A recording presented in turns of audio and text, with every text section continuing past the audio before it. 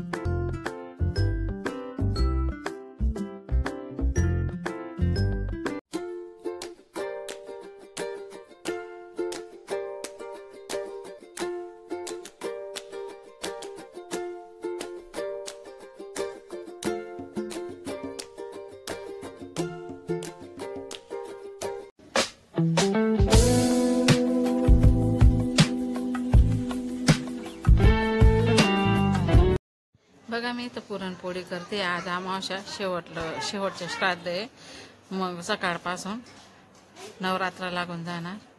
तर बघा मी आज आहे ना थोड्याशा जास्त पुरणपोळ्या करणार आहे, कारण की आता लवकर पुरणपोळी बनणार नाही, आणि यांना खूपच पुरणपोळी आवडते। मग शिडी पोळी पुरणपोळी पण आवडते यांना दुधासोबत, म्हणून मी आज थोड्याशा जास्त करून घेतला आहे। पण तुम्हाला आहे ना 3 किंवा 4 पुरणपोळ्या मी करून दाखवणार आहे।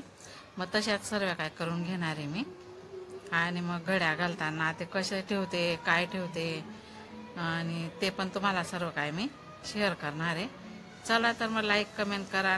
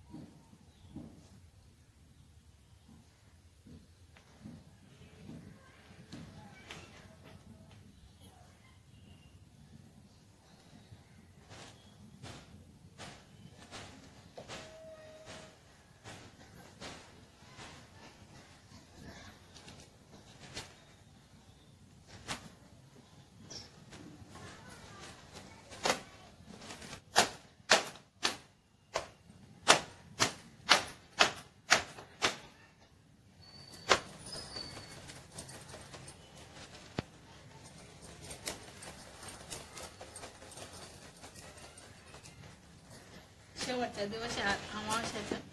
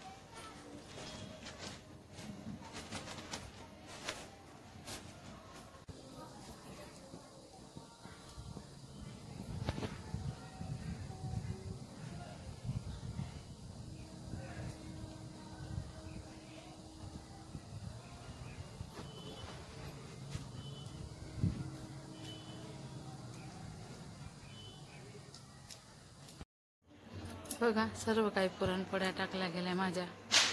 आता अशा सर्व काही घडी घालून मस्त छान ठेवून देणार डालकीमध्ये. ह्या अशा घड्या करायच्या छान, जशाच्या तशा पुरणपोळ्या राहतात. हे बघा सर्व काही असा घड्या करून ठेवून देणार मी.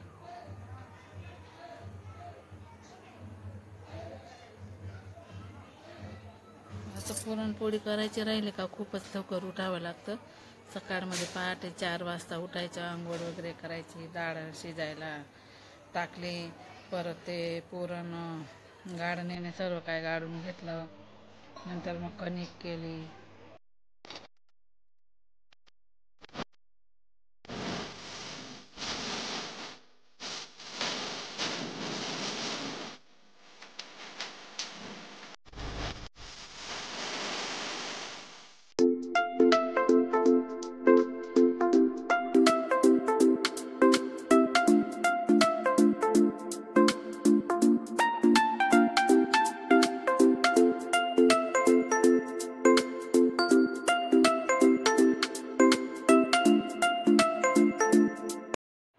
हे बघा इथं 2 ताटं तयार केली मी.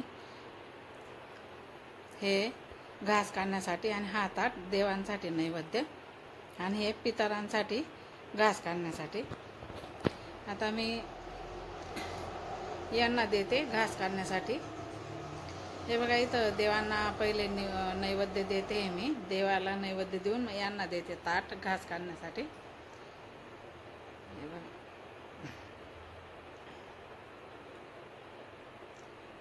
ताट ठेवला, नैवेद्य दाखवलं देवांना.